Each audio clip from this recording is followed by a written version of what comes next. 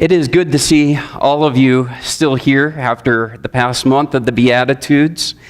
There's been some extremely difficult verses that we have covered, and so we're going to continue in that same vein, and today we're going to be talking about meekness. If you'll read along on the screen, or if you would like to follow along in your pew Bibles, it's on page 1501. It reads, "Blessed are the poor in spirit, for theirs is the kingdom of heaven. Blessed are those who mourn, for they shall be comforted. Blessed are the meek, for they shall inherit the earth." It's highlighted on the screen, so we're going to be looking at verse 5. And again, that says, "Blessed are the meek, for they shall inherit the earth." Of all the Beatitudes that we probably are familiar with, this is probably the most common one that's quoted. I've heard it in movies, I've read it in books.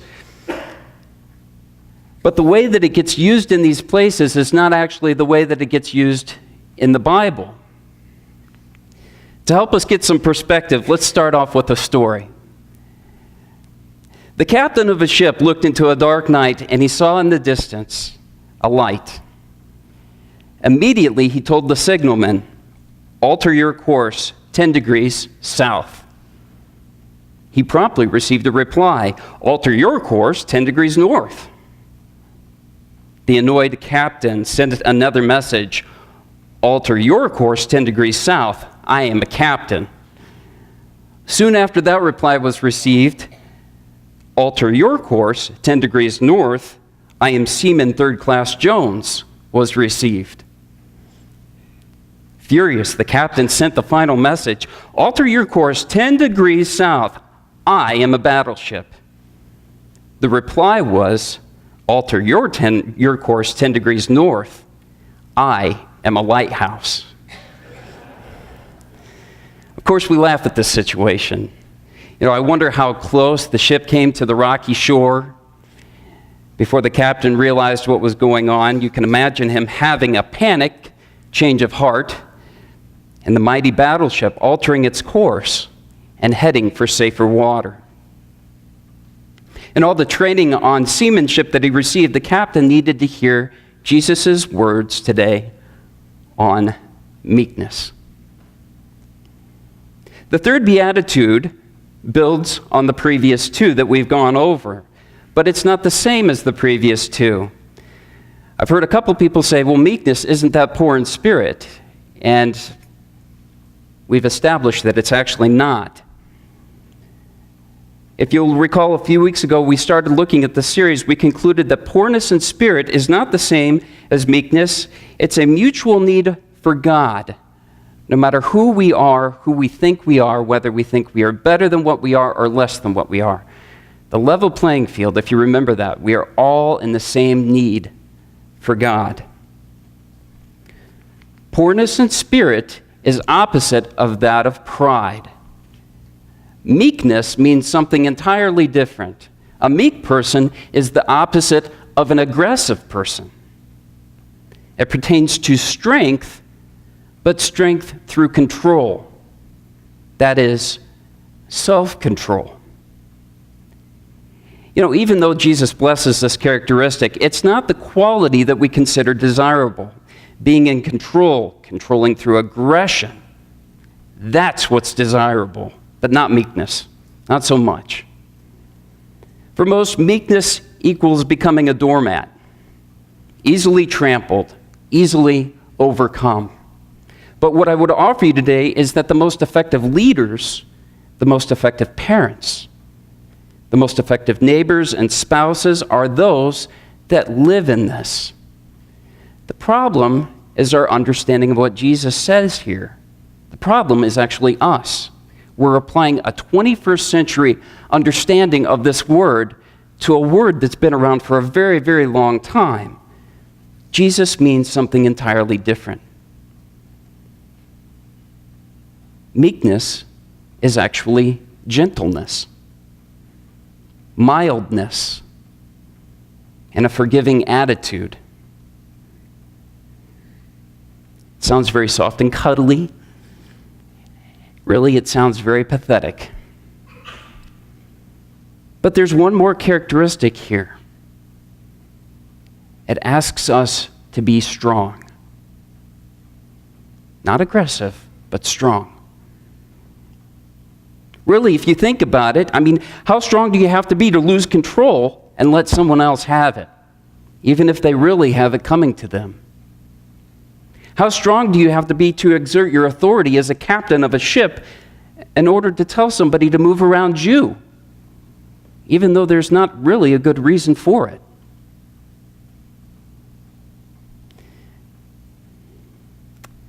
If you think it's weak to be meek, try being meek for a week. Let me say that again. If you think it's weak, I'm confusing myself here. If you think it's weak to be meek, try being meek for a week. It's tough to say, and it's even harder to live.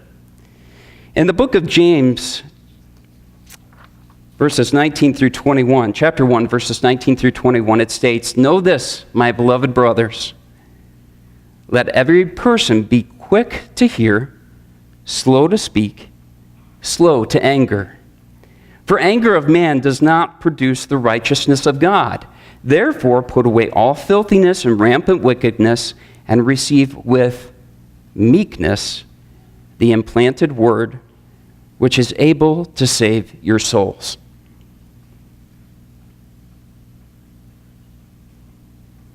Jesus' words to the crowd are actually a quote that actually comes from Psalms chapter 37, 1 through 11, way back in the Old Testament. Jesus is actually thought to have quoted the Old Testament here. In this psalm, a king, King David, talks about patience and waiting on the coming reign of the Lord. He writes that the meek shall inherit the land. In Psalm, he says this three times. Three times, in 1 through 11, he says, "Do not fret." He shares that they are to be still and patient. He shares that they're to trust the Lord and they're to refrain from anger and forsake wrath.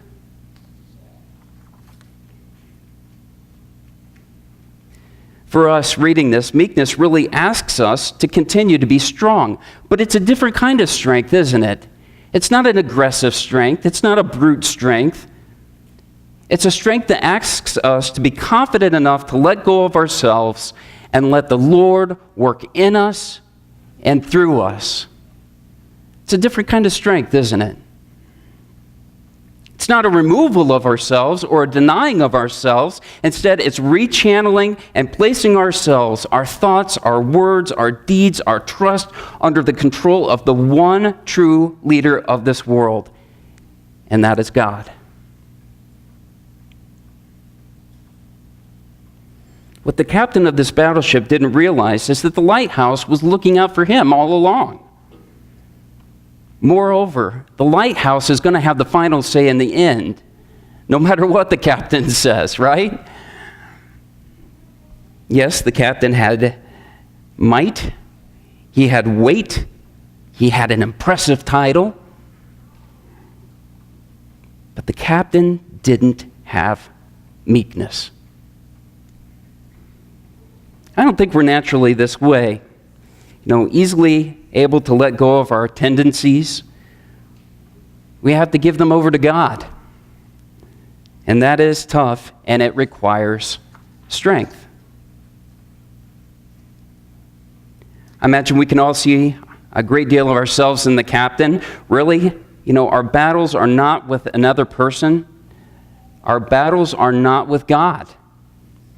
Ultimately, our call here forces us to battle with the worst, ugliest, nastiest foe of all, the most stubborn and bullheaded and selfish foe of all, ourselves.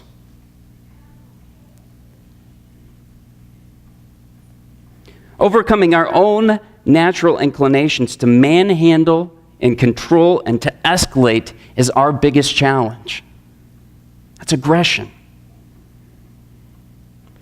It's not relinquishing of strengths. It's channeling them appropriately and allowing the fullness of our Christian character to work in us and through us. We can all laugh at the story of the captain on the boat. We can all sit there and say his ego got in the way. What was he thinking? We can all say, boy, he really blew it. But when we take our eyes off of other people, the people around us, the people in the story, and we take a really hard look at ourselves, I would suspect that all of us would find that we've battled a few lighthouses in our life. After thinking about the story over and over, I keep coming back to the same spot over and over. It keeps pointing me to a question. It's the one that stands out for me the most here. And the question that I have is this. Really? What would have been the harm should the captain have turned first? Before he figured out it was a lighthouse, what would have been the harm should the captain have decided to turn first?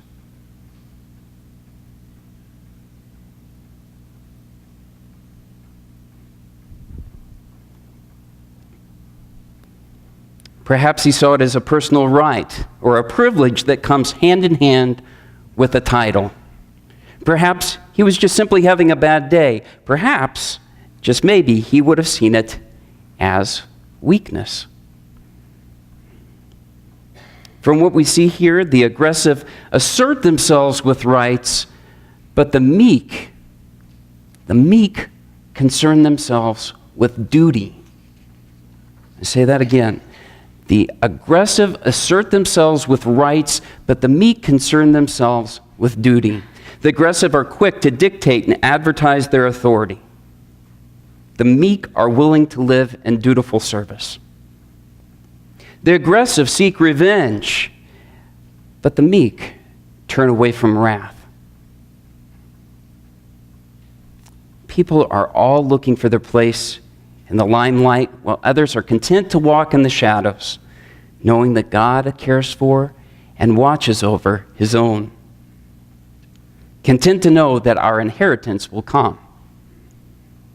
And notice in there, well, we don't have that up anymore. In verse 5, you see the word inherit.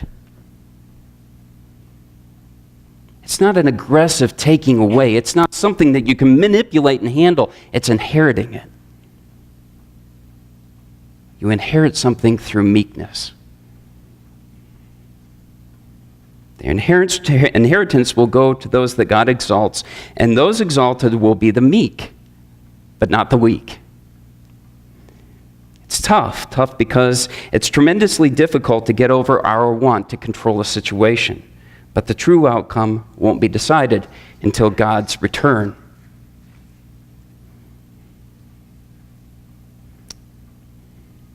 As followers of Christ, we're not given certain rights, but rather we are given duties. Duties to follow and be directed by the one and true God, the immovable lighthouse that may just be telling us that we need to move a few degrees in our life's journey. Between you and that immovable lighthouse, who's going to move first? So I want to go back, and I hope this is something that catches your mind and catches your imagination and sticks with you, and it annoys you because it's annoyed me all week. This saying, if you think it's meek, try being meek for a week. Can you repeat that with me? If you think it's weak to be meek, try being meek for a week. I think we can say it with more conviction than that. If you think it's weak to be meek, try being meek for a week. Now it's in your heads. I hope it sticks with you.